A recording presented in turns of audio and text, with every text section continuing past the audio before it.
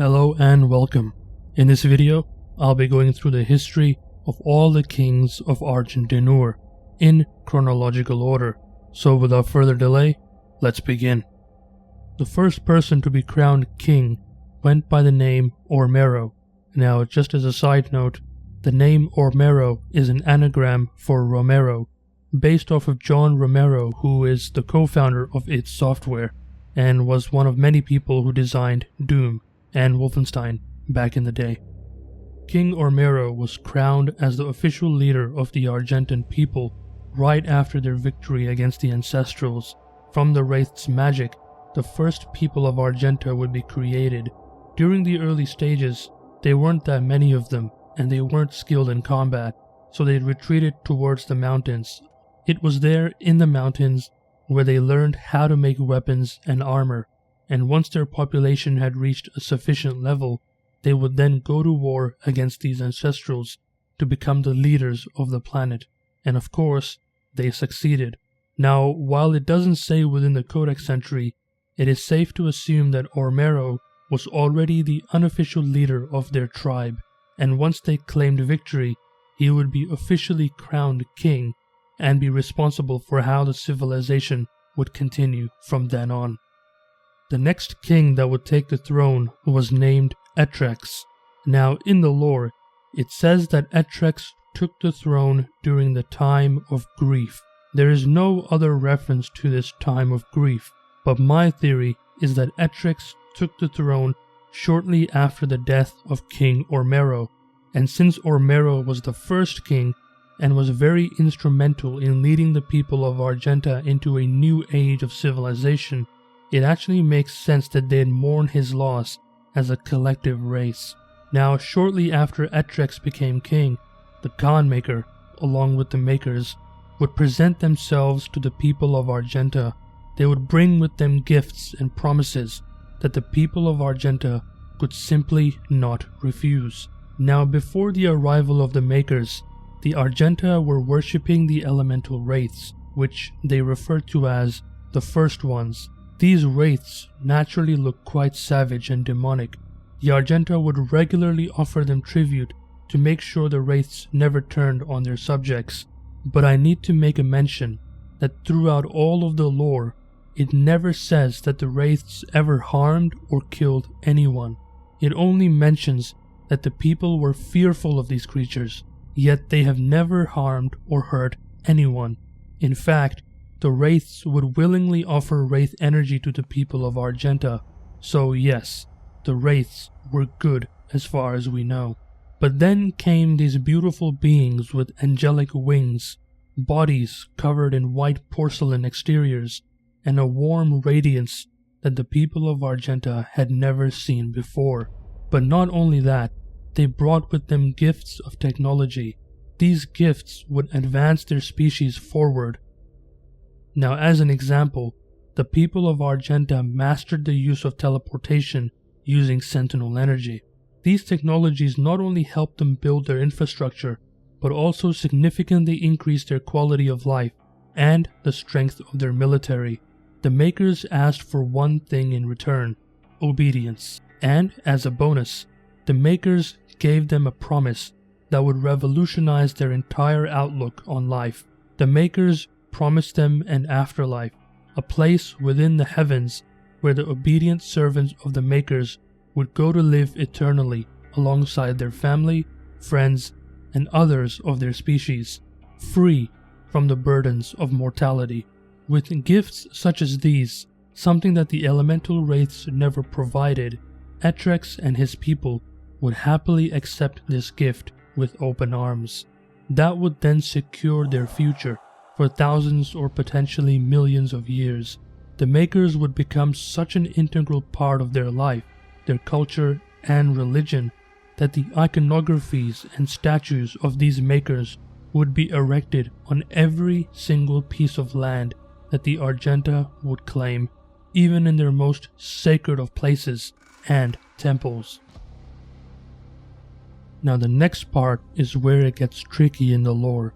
The Codex mentions that during the time of expansion, or better known as the time of ascension from Doom 2016, The makers would help the people of Argenta create warships similar to the Fortress of Doom to help spread the influence of the makers on other worlds. It mentions that there were two kings during this time, King Danak and King Rowan, but it fails to mention who was crowned king first.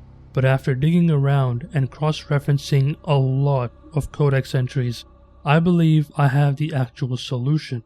So make sure you like the video to let me know that you appreciate all my efforts. Now, the king that was crowned after Etrex was actually Danak. The king after Danak would be Rowan, and I'll explain exactly why Rowan was crowned after a bit later on in the video. Now, in the codex entry of the Fortress of Doom that the Slayer uses, it mentions that by conducting an ESR analysis of the warship, it shows that the age of the fortress is based around the same time frame as when King Danak was ruling over Argentinor.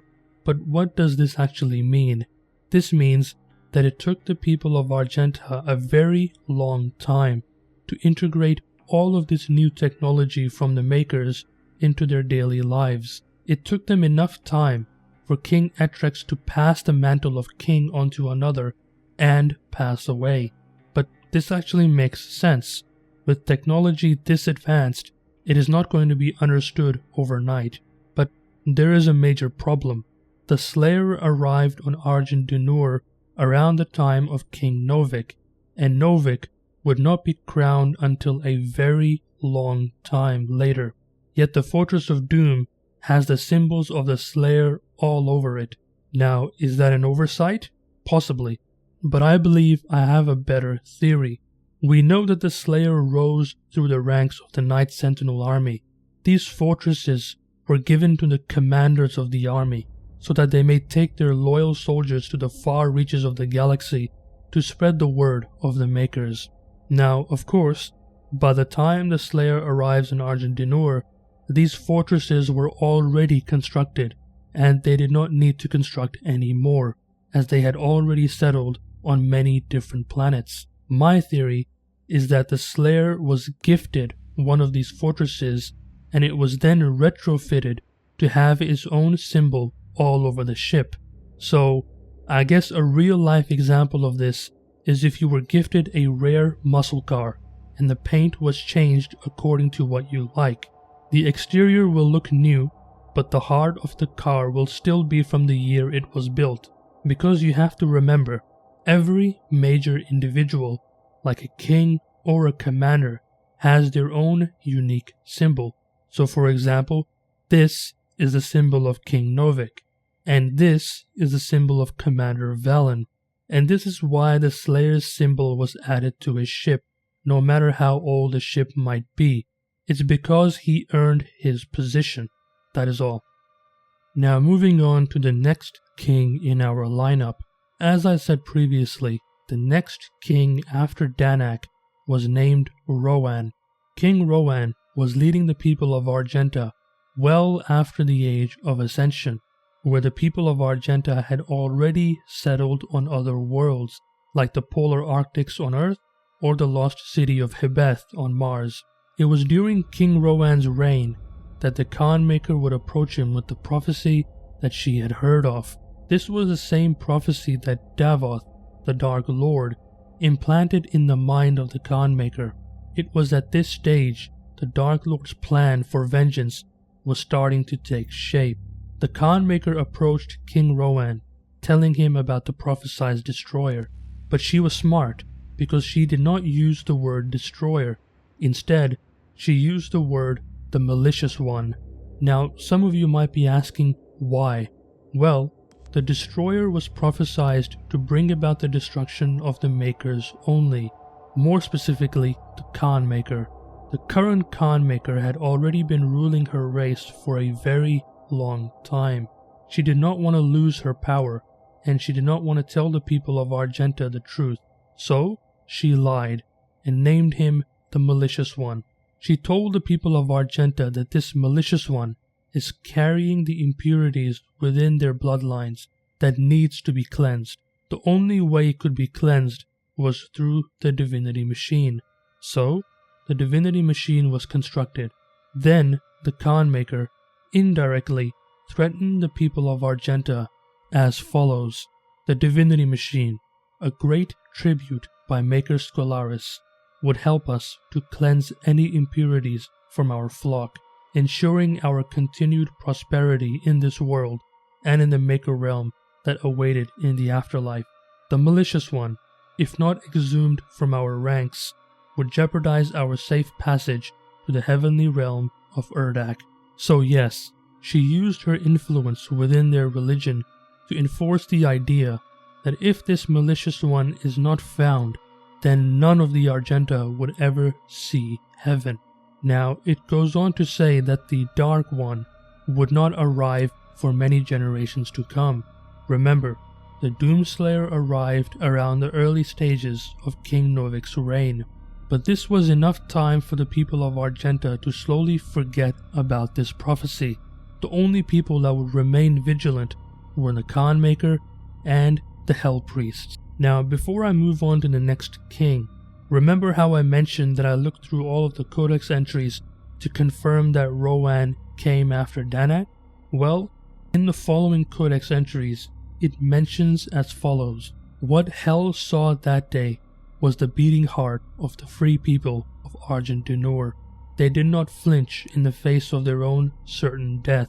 They died as they lived, with sword and shield in hand.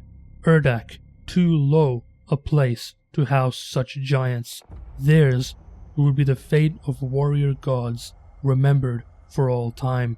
The codex entry then mentions a few other notable warriors that died in the battle, one of whom is called Rowan the Mighty. The light faded from his eyes, had eviscerated such a multitude that their entrails clung to the black rocks like vines. This means that Rowan was still alive during the time of King Novik. Rowan would have been significantly old, but still strong enough to take a lot of the demons before his demise. Now for the second last king in the list, King Novik. He was the king throughout all of the critical events within the Doom lore that directly relate to the Slayer himself. King Novik was there when the Doomslayer was first found on Sentinel Prime. He was there when the Doomslayer had passed the trials of the arena to be on the front lines of the Night Sentinel army. King Novik was there when the demons started invading Argentinor shortly after the arrival of Doomguy. King Novik was also there when he received word of Doomguy's achievements against the demons and raised his station within the Night Sentinels against the wishes of so many. Now this is where it gets interesting. At the time when the massive demonic titan known as the Dreadnought appeared, Hell had unleashed their full invasion force upon Argentinor, and I believe it was at this main invasion where King Novik was killed by the demons. Based on a few entries within the codex, it alludes to the fact that no one was leading their army until the Doomslayer rose from the divinity machine. Now let me read a few passages from the codex entries to prove my point. The first point I want to establish is from the codex entry about King Novik. The Sentinel people, defined by a legacy of war, deemed only those of warrior caste fit to rule, and in times of battle, it is expected that the king lead from the battlefield rather than from the safety of his throne. Now make sure you remember this. Now in this codex entry, it talks about the full invasion force of Hell and recalls the events of how it transpired. As the Black Star ascended to its zenith, King Novik sat restless on his throne as a howling darkness began to assemble just beyond the mountain rise to the east. The blight came upon us in droves, flooding forth from the Hell Gate with merciless fury. The city shook to its foundation. None were spared, save those that fled north. The vile swarm ransacked our temples and palaces, burning our towers and feasting on the souls of our clergy. How could it be that the device that was meant to cull the sentinel breed of its contaminants could then be used to purify the Outlander's body and give rise to the one who would lead us into battle henceforth. The hero within would come to be known only as the Great Slayer, the Time Walker, the warrior Khan whose fire sword would blaze forth a path for the just and cut through the demonic horde with a vengeance that only a God King could summon. He rose unbroken by the ritual, his eyes burning with Maker magic. He took the crucible in his hand, and wraith fire leapt forth from the blade, as only it will when held by a true sentinel warrior king.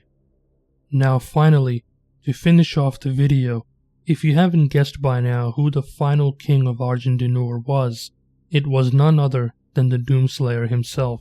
He was king during the Argentine Civil War, where the Maker loyalists went to war against the followers of the old ways, the people who worshipped the elemental wraiths. Unfortunately, most, if not all of the people that were loyal to the Slayer perished in hell after they had been betrayed. They would have no idea that their own people would betray them until it was way too late. The Doomslayer would be the last man standing. He would bring about the vengeance of the people that he had lost, his loyal warriors, the people that looked up to him. He would bring vengeance upon those who would harm innocents, like the demons and the people that ally with them. Anyways, that is all that I have for this very long lore video. Let me know in the comments below what you think, and make sure to like and subscribe if you like these sorts of videos.